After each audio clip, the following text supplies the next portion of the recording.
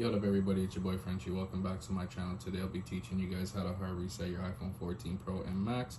The first thing you guys are going to want to do is push the volume button up, down, continue to hold the lock button. Do this in one motion. If you don't, it's going to mess up. Hold the lock button until your phone completely turns off, until you see the Apple logo. Once you see the Apple logo, you can then let go. You can let go. If this video has helped you guys out, make sure you leave a like on the video and subscribe to the channel. We have a goal of hitting 100,000 subscribers. Hopefully we could do it next year, 2024. If you guys are watching this video in 2027, you're a real one. And there you guys go, your phone has been hard resetted.